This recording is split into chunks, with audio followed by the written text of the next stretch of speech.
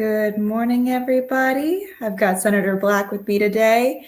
We will be speaking about a few topics. There's one exclusive that just came into the news that I know that Senator Black was pulled towards and wanted to bring attention to. So I want to turn it over to Senator Black. What do you have for us today?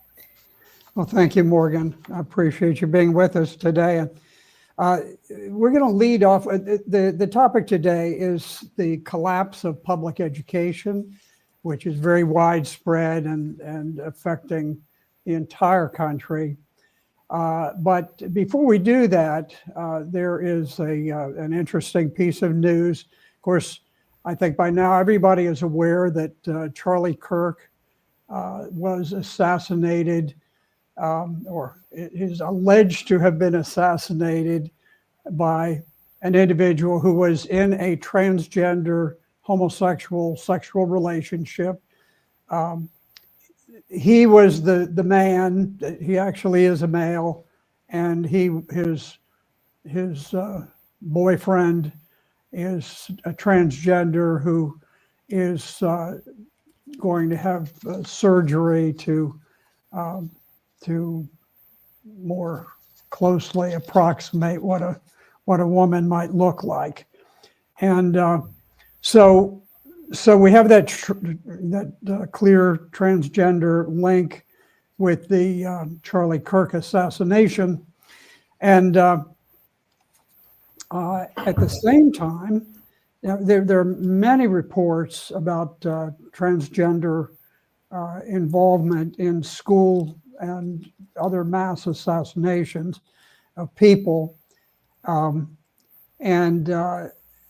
Just the other day, the Daily Wire came out with a report, and I think there are other news sources that also had it. And the man who tried to kill Supreme Court Justice Brett Kavanaugh identifies as a transgender woman. So it's a man posing as a transgender woman. And he's been described as deeply mentally ill and suicidal. But the Department of Justice is recommending a 30-year prison sentence for the attempted murder and assassination of the Supreme Court Justice back in 2022. This, I think, was motivated by the fact that Brett Kavanaugh was involved in the decision to overturn Roe versus Wade, which legalized aborting children, has killed untold millions of children, that particular decision. And in any event, that just outraged the transgender community. And we'd have to do a separate study of why the homosexual community is so closely linked with abortion, but it is. I can just tell you that as a fact, but I can't give you an analysis. But in any event, that decision by the Supreme Court outraged the transgender, and so he did attempt to kill the Supreme Court Justice. He has pled guilty. He hasn't been sentenced, and he was caught carrying a bag full of weapons and burglary tools. The individual, his name is Nicholas Roske, and he goes by the assumed name Sophie Roske. And the defense counsel says that out of respect for the would-be assassin, that he's going to use the assumed name of Sophie. Hopefully, I would hope that the prosecutor does not fall into the typical trap of adopting this very distorted practice that it's uniform throughout the media, New York Times, Washington Post, Wall Street Journal. When a person identifies as a transgender, They begin to refer to the man as she, her. When it's a woman, they refer to the woman as he, him. As it's a, you talk about fake news, and you know the four Pinocchios and stuff. The idea of calling a man a woman is just one of the most bizarre cultural practices known to man. I hope it's sometime we can get back to it, because it's a very unhealthy thing for a nation to fall into practices that are strictly irrational. And you know, we're always saying, oh, you know, follow the science, follow the science. There's utterly no science supporting the notion that a man can become a woman or a woman can become a man.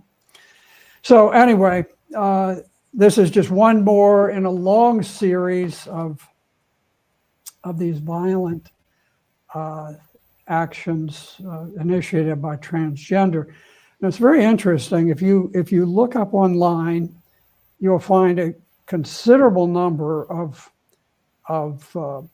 posts that say that, you know, this is unfounded, this notion that transgender are involved in violence. And there have been studies showing that, you know, in recent years there have been like 5,000 mass shootings. But that misses the mark, because clearly, you know, a small percentage of the events that we're seeing involve transgender, but it's a definitional problem.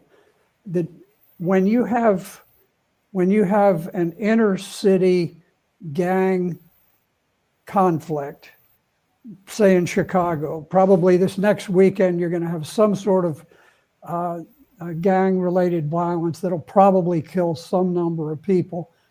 That's not what the public is thinking about. We know those things go on. It's tragic, and but it's a separate problem. And it's important to understand which problems we're dealing with so that we don't conflate them. You can never come up with solutions to problems if you lump together problems that are totally different.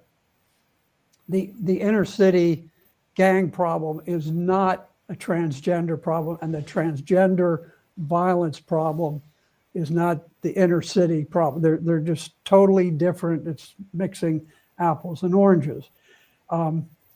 What people are concerned about when conservatives say that the transgender movement is ultra violent and is resulting in these events is the things like the school shootings that we see, the targeted assassination of Charlie Kirk, of the Supreme Court justice. These are very real and very important, and they need to be thought of and looked at in a separate category, because they're different things. In any event, that's just a lead in. What we want to talk about principally today is our major topic, and this is public schools are collapsing. What comes next? Just as a lead-in, let me tell you that I spent 8 years on the House Education Committee, and then I spent 8 years on the Senate Education Committee, really a period that spanned 20 years in all. And this Monday, I began teaching U.S. government at a homeschool cooperative, a very fine cooperative called Hearts here in Loudoun County. And they have signed their maximum number of students for our course. I'm teaching it with my daughter, Michelle Stanton. And I will tell you, it's going to be one of the best government classes taught because sure. very, very capable, and she can put things together. So you see tremendous interest on the part of people to find alternatives to the public schools. Now, I'll tell you, I attended strictly public schools, elementary, junior high school, and I had a very, very fine education. And at Coral Gables Elementary, which may have been one of the finest elementary schools in the nation, as a sixth grade, 12-year-old student, I had a group of other fellow students, sixth grade children, who had a very considerable interest in international affairs. So the public schools could be very good, and I went from that, which was a very sort of an elite area of the country, to where I had kind of a culture shock, because I went to what I would describe as a lower middle income school. By today's standards, it was tremendous. Back then, it was not so tremendous. But then I went to a high school that drew from a large area. It had about 5,000 students, Miami Senior High School, and it drew from very elite groups, and also from very, very middle class and even lower middle class. But it was very orderly. There was no violence in schools. And we had a homeschool teacher, Mrs. Schloenbach, who ran a study hall for boys. They separated the boys and the girls back then. And there were 500 boys. Mrs. Schloenbach did not have a teacher's assistant. And you could hear a pin drop in her class, because there was such enormous respect for Mrs. Schloenbach. And nobody wanted to be on the wrong side of Mrs. Schloenbach. She was not a big, strong, tough, burly woman. She was a very bright and very impressive woman. Tremendous patriot, by the way. And you could never do that. I mean, that would just be inconceivable today. Could not be done. But it just shows the cultural difference back in those days. And so, so I know what good public schooling can mean, and I struggled to do everything possible to help our Virginia public schools, and it was like pulling teeth trying to do the smallest thing, because the groups that control the schools are the unions, the left-wing socialist / communist teachers union, and those unions respond to the teachers who are in trouble. It's the teachers who are right on the edge of being fired who become most active in the unions, because they need the union. It's the good teachers, they'll belong to them because they're kind of forced into it, but they don't have too much time for that. So it ends up being the worst of the worst who get involved in the unions a lot of times. And then in response, the unions gain their power by responding to parents whose children are in trouble. And it's not a very good thing, but that's the way that it is. So the families are abandoning public schools in very large numbers because kids are demanding that their children be educated in a wholesome, academically rigorous environment. They're very distressed by pornography in the school libraries, which is very widespread. There's tremendous influence of homosexuality within all, I won't say all of the libraries, but many, the vast bulk. but the parents are pushing back on this idea of coddling violent, disruptive students, which is very widespread. The parents are spurning the books on DEI, transgenderism, climatism, and they insist that their children begin to learn to read and write. And it's just tragic, the loss of literacy in public schools today.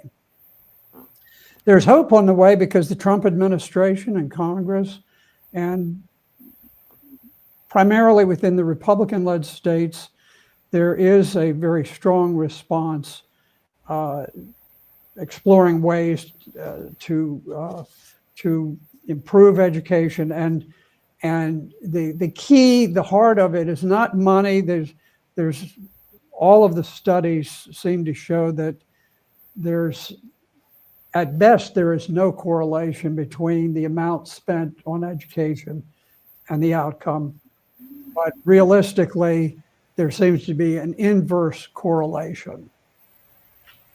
Now, we won't go into that in detail, but just to touch on it, one of the reasons that test scores go down when the amount spent on education goes up is that so many schools are bloated with highly paid administrators, many of them focused on DEI, equity, gay rights, all of these things. Some of the most highly paid ones are not the classroom teachers, but these administrators. So, I was always supportive of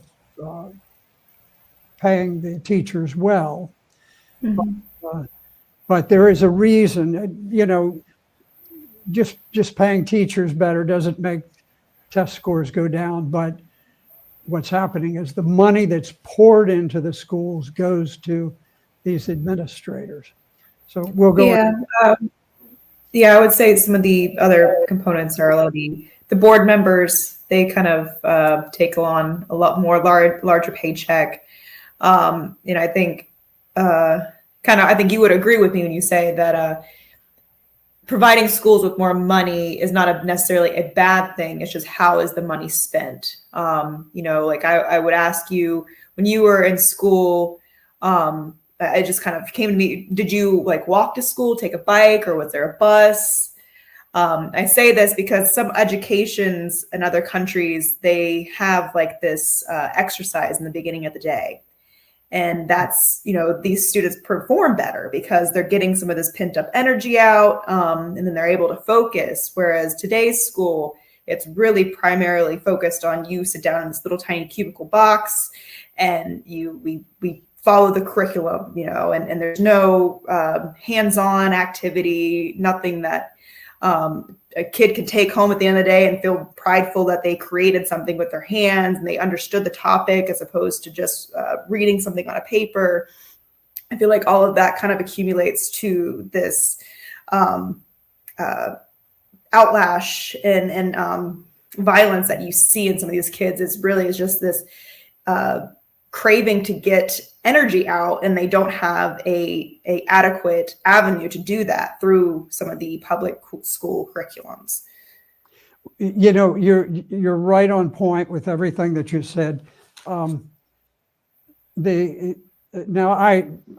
was in an odd situation. I took the Miami Transit bus to school, and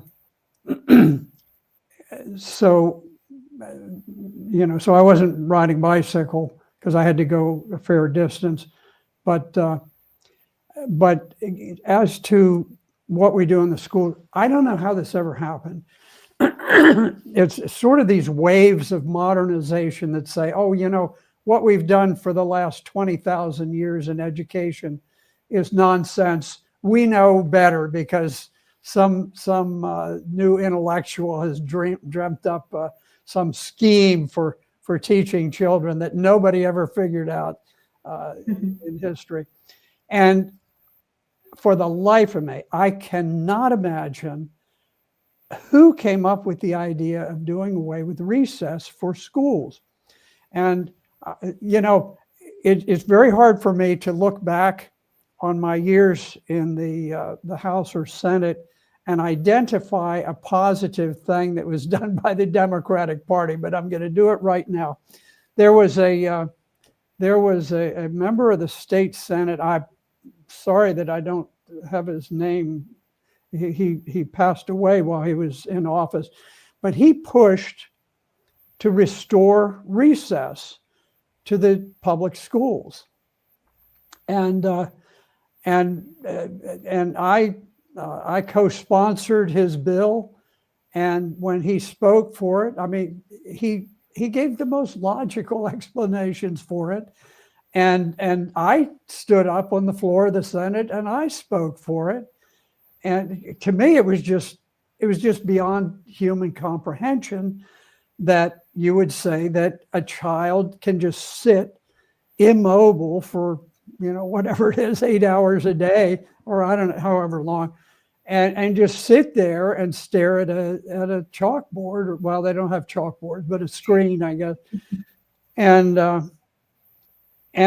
oh my goodness, he ran into such a firestorm of protest from the Democrats and the liberal Republicans too. They just weren't enthused. And later, when he passed away in office, somebody else picked up his bill. I believe it may have been a Democrat again, and right away I signed on to that, and partly by invoking his memory, which I did when I spoke, we were able to get it through. Now, I don't know how it played out. It's been many years. I don't know whether it just applied to certain grades or what, but I will tell you, during COVID, we began teaching American government and chemistry in my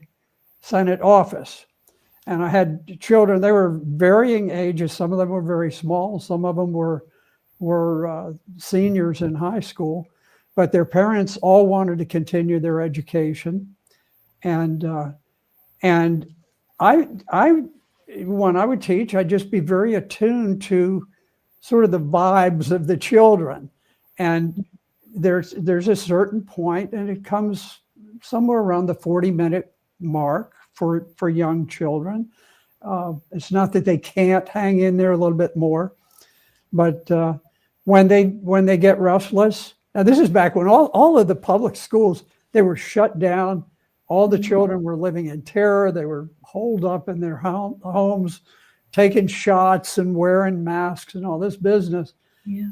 These children, none of these children were vaccinated. None of them wore masks. I didn't wear a mask. Nobody wore a mask. So while there was not a child to be seen anywhere in the city, but we'd open the back doors and send the children out, and they'd go running out. Sometimes it'd be raining or whatever. They'd go running out, and the boys would be wrestling on the ground, and the girls would be chasing, doing something or other. And, and they'd come back after 10, 15 minutes, and they'd be, huffing and puffing from running, and they go and they'd sit down, and then we continue our classes, and it worked very well. And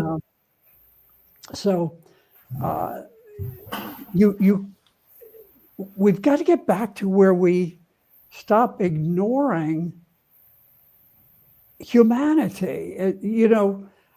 I get restless after I finish the program. I got to stand up, and I'm sure you do too.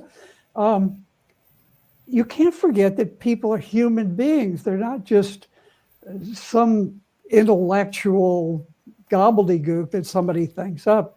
Mm-hmm. Even, in the JAG school, one of the finest schools of, higher education, the JAG school teaches people who are all the students are already practicing attorneys. and they go there for, their attorneys who then become JAG attorneys, military attorneys. And some of the most phenomenal instructors in any school on earth go to the Army JAG school at Charlottesville, Virginia. And they are on a strict 50-minute schedule. They go for 50 minutes. For 10 minutes, you go out. People go out. They grab some coffee. They use the restroom, and then they're back in. So, anyway, but I get a little emotion when you mention the recess and all that. Mm-hmm. Yeah, because there's some legitimacy, to it that you look at like the educational program today, and there's very little emphasis on physical education, just exerting yourself in that manner. And I think that it's just scientifically proven that it helps, regenerate the brain, kind of clear you of, your other thoughts, because all you got to do is focus on that physical activity. And so you're not, have all these other, little voices in your head kind of thing.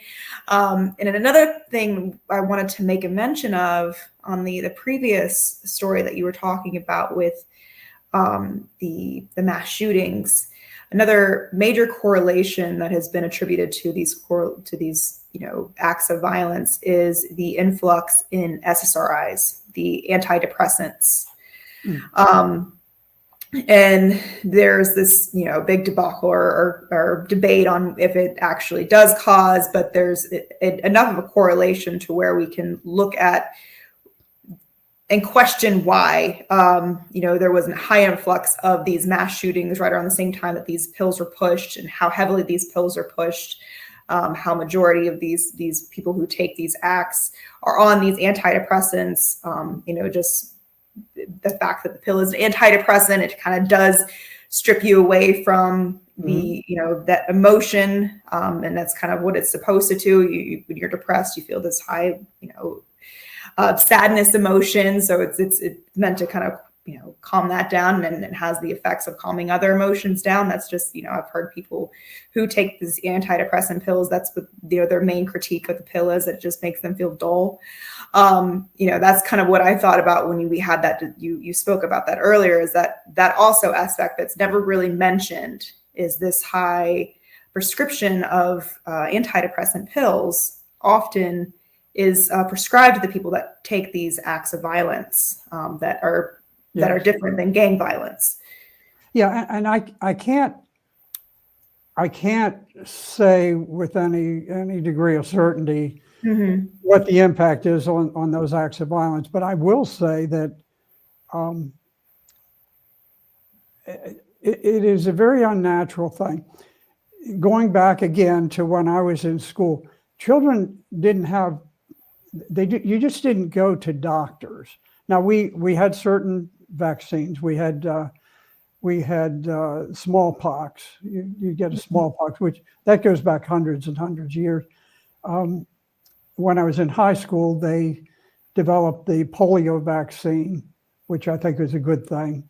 And it had an impact on us culturally, because everybody knew that, when the rainy season started, that was the polio season. We were all playing outdoors. We were playing in, I guess we call them mud puddles, but they were really like lakes in front of our house. There was, in Miami, there was no drainage. They didn't plan drainage in housing developments. So when it would rain, I happened to be on the low side. And so there would be water that would be not quite 2 feet deep. And it would be there for maybe a couple of weeks before it finally just went into the ground and was gone. Mm-hmm. So I'd go out and I'd play in the water out in front of the house. But I can recall being aware of the fact that kids who were doing what I was doing were catching polio. And so the polio vaccine made a dramatic and very good difference for people. But But other than a few vaccines, and we didn't have this litany of vaccines, like, and now they're trying to vaccinate 1-month-old children, which is just really bizarre. Mhm. And so to me, we didn't have all of these disorders and everything when people were going without medication. No, they didn't even invent this crazy mood thing that is supposed to make you a better student. Kids just weren't on drugs. Nobody took drugs back then. I'm sure there must have been some. And I'll tell you something, Morgan, that you would find interesting. In the school cafeteria, for the children who had a little more money and could buy their lunch, I didn't. I always took a bag lunch all through the lower grades. But children would just go and they'd grab a peanut butter and jelly sandwich, and everybody ate peanut butter and jelly sandwiches. Mhm. I had never heard of allergies to peanuts until I think decades later. And today, there are many children who have severe life-threatening allergies to peanut butter, to seafoods, to all kinds of things. I'll just tell you, it just didn't exist. It didn't exist, and nobody spoke of it. Nobody'd ever heard of it, and they just served the whole population at school all sorts of shellfish. Tuna fish was about as pricey as they would get. Well, probably on Friday, because of Catholics, they probably served some kind of fish for everybody. So there was no allergy to shellfish, and there was no allergy to peanuts. Both of them widespread and life-threatening for a number of people, not a tiny percentage of people. So it does tell you that there are things that have been long ignored that we should be looking at. And I think, to me, the vaccines are one of the primary things. And as you mentioned, I think the idea of drugging up children so that their normal emotional reactions are muted is it's an unnatural thing, and it's not a healthy thing culturally. Mm-hmm. So let me just get back a little bit to what our background is here. We have seen test scores plummeting in the public schools, and particularly since COVID-19, which did have an enormous negative impact. The teachers' unions ignored all the science. The science was quite clear even before the first death occurred in the United States. It was clear that COVID was no threat whatsoever to children or young people, and that for the normal age teacher, COVID was not a threat to them either. Now, when you got to be older, and perhaps for some of the older teachers, COVID was probably a concern. But the teachers' unions ignored all of the evidence, and there seemed to be political motives for the nationwide shutdown of businesses, schools, everything. And so all of our schools were shut down. And as a consequence, there is a portion of the American population that will go through their entire lives until eventually they die out many years from now, not having had 12 years of education. Instead of 12 years, they they graduated with 10 and a half to 11 years of education. And the rest of the time, they sat at home and watched television. And some of them, some very few actually did their work at home. But particularly in the minority community, they were just simply deprived of education, and they will never recover that ever. So this was a disaster for public education, and it continues. Though it is not improving; it's actually getting worse. Between the years 2020 and 2022, average scores for 9-year-olds on the National Assessment of Educational Progress, 9-year-olds fell 5 points in reading and 7 points in math. And here, this is crucial. For minority students, Black students' scores dropped 13 points in just 2 years. And Hispanics' scores dropped 8 points. This is in mathematics. So you think of it, those Black students for life will be deprived of their ability to check a receipt that they get for something that they just bought, to say, oh, wait a minute, you've got an error here. You charged me too much. Their foundation is going to be impaired, and they will never, ever recover this. This is because of the public schools. Now, why is it continuing to drop even afterwards? Well, one of the reasons, and I think one of the principal reasons, is this very sinister and poisonous philosophy of DEI, diversity, equity, inclusion. This notion of equity, that it's a very communistic idea that everyone is identical. We're all lumps of human coal, and that if this group performs at a certain level, then that group must perform at the same one. Not because we want to lift them up, but because we want everybody to be identical. And so where the minorities are struggling, instead of doing what we can to lift them up, we push the whole system down. And we say, this is racist, this idea of having to learn mathematics, having to learn proper English.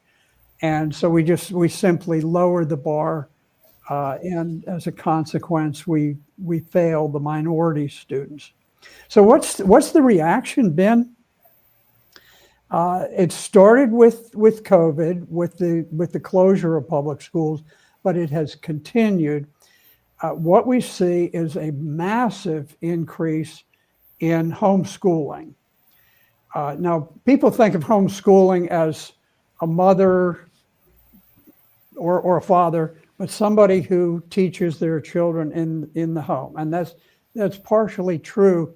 But the modern way is that you have a homeschool cooperative. And I think of it sort of like an octopus with the legs that go out. And out at the tentacles, you have this daily instruction that goes on by the mother, the father, the uncle, the aunt. But a couple of days out of the week, all the children come together and they have classes. And what started this is the realization that sometimes you'd have the mother who was very strong in English skills, but maybe not so much in math or science. And so they began to hire instructors who were good in math, who were good in science or whatever. And so the children then can go. Now, if they've got a mom who happens to be an algebra teacher, then they're good to go. But they can come together and they can take classes. And and they socialize in ways that public schools don't, because they don't, the separation by age is not rigidly enforced like it is in public school.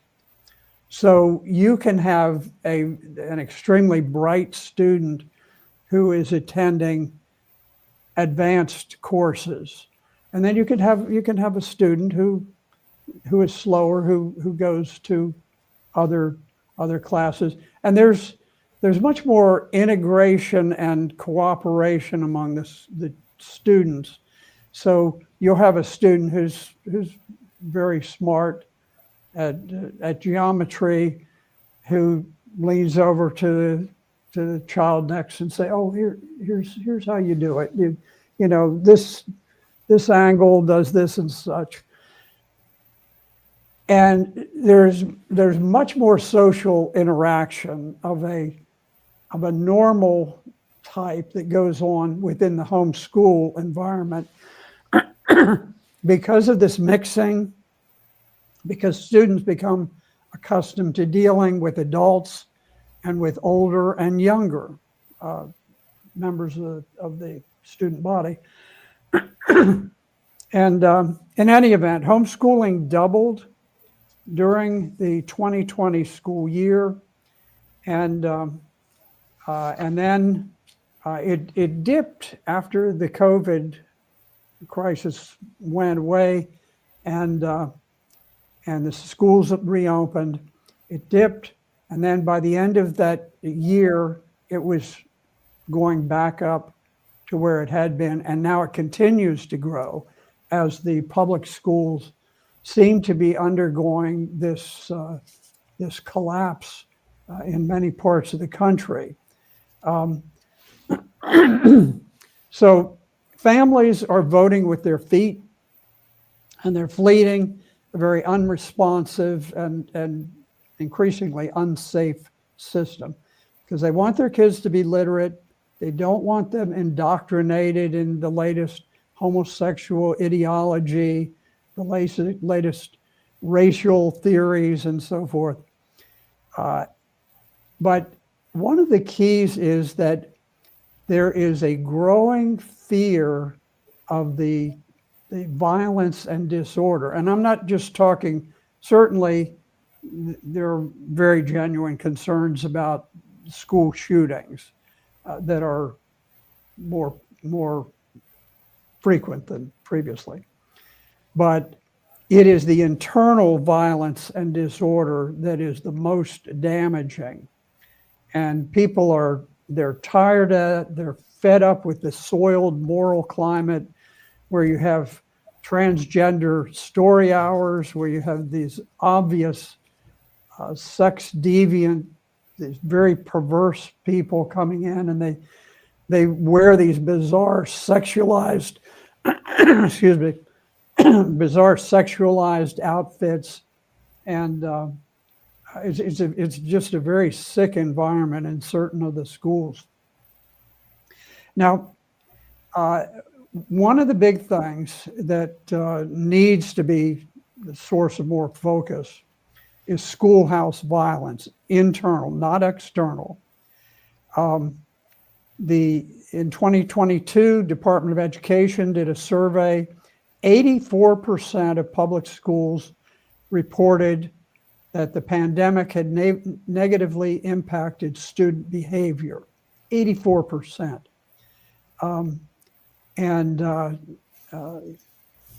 Big increase in fighting, threats by students. There's a woman, Jennifer Kaiser, a teacher, who did an interview series 2024, and she recounted multiple cases of students throwing furniture and attacking staff while the administrators refused to intervene because of legal and policy barriers. Now, the key to this goes back to the disability legislation. This is under Herbert Walker Bush way back when he pushed through the Americans for Disabilities Act. It was a feel-good thing, which was designed to improve accessibility and different things. And it did do some good, but it's been distorted and has been very dangerously modified because we all thought of it as dealing with the child who was wheelchair bound or who was blind or deaf and this kind of thing. Well, liberalism ultimately always twists things, and gradually they included mental impairments. And one of the mental impairments is you are disabled if you have violent tendencies. This is often described as a disability. And under the Individuals with Disabilities Education Act, there is a medical condition. It's now called a medical condition. Used to be called criminal, but now it's medical. And it's called intermittent explosive disorder, IED. And it is a recognized disability under IDEA, which is the Federal Disability Act that applies to public schools. So the Mayo Clinic describes IED as intermittent explosive disorder. They say it involves repeated sudden bouts of impulsive, aggressive, violent behavior or angry verbal outburst. And it often is shown by throwing or breaking objects. Just this last weekend, I spoke with a woman who runs a very fine shop in Annapolis, Maryland. And she told me, she said she had been a public school teacher in South Carolina, a career public school teacher. Very, very take control lady, I could tell from talking to her.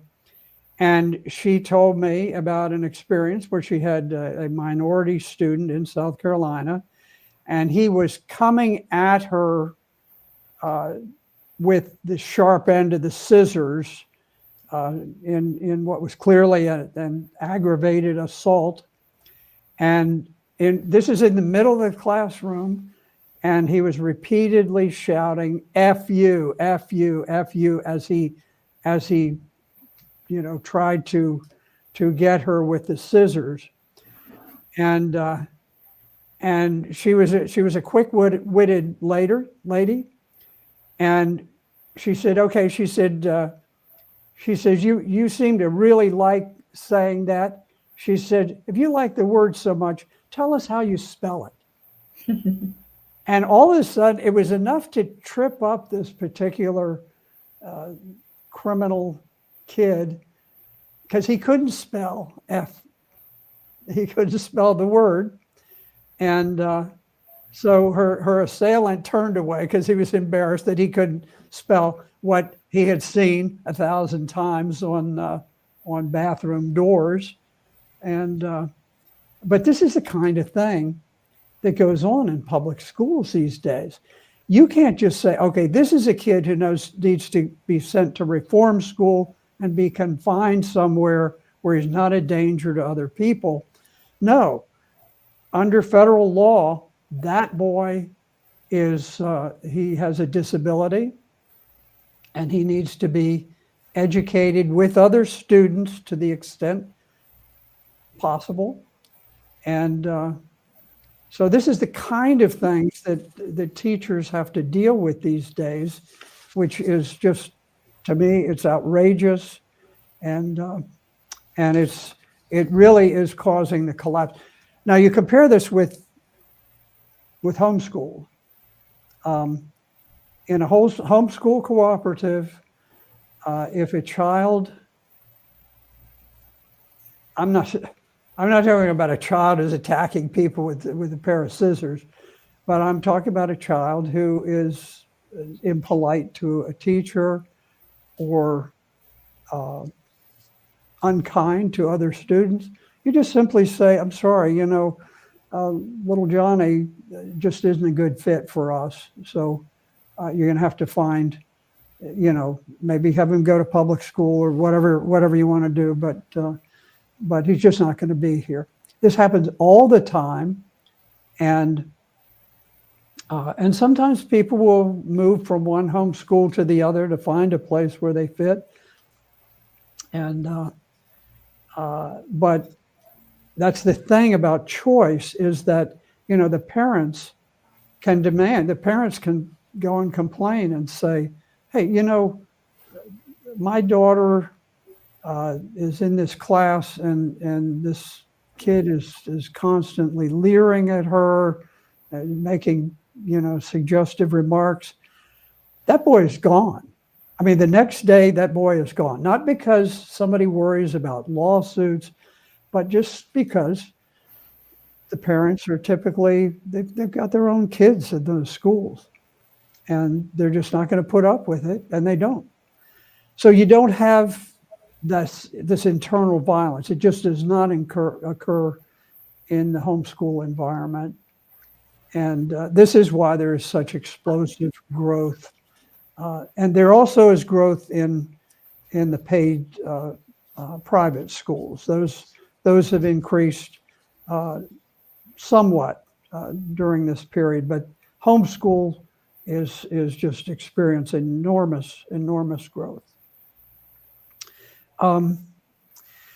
So I think this just gives you some insight into where we are. The good news is that the federal government, the big beautiful bill, it set aside $5 billion so that states can access the funds for school choice. And homeschooling now is just exploding everywhere. School vouchers or tuition tax credits are spreading everywhere. And now the minority students and the majority students, everybody can access public funds.